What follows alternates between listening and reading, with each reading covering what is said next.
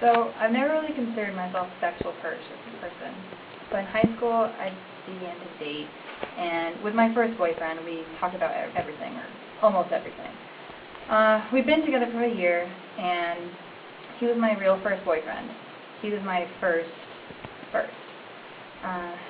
Well, I knew he'd been with other girls, and he told me he'd been with 2, and of course I trusted him. He said though he's never been tested, he had to be clean.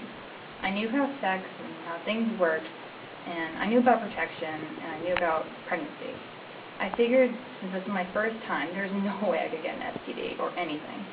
We didn't have a condom, so we just pulled out. The next few months, I was relieved as I was getting my period monthly as usual and everything.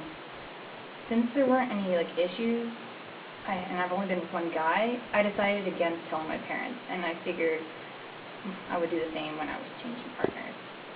A year later, my first semester at Bonna's, I began to develop some odd symptoms.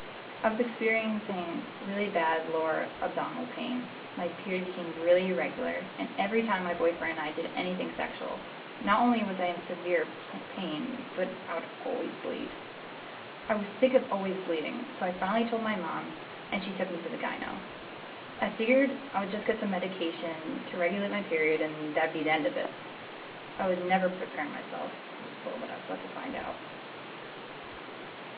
After my exam, my doctor called my mother, and she informed me that while there would be other testing would be necessary, she was rather sure that I had cervical cancer. I didn't know what to do. I just sat there and began to sob. I was only 17 years old and had cancer. I was sent home and later received a call saying that the cancer had spread and the cause had been HPV.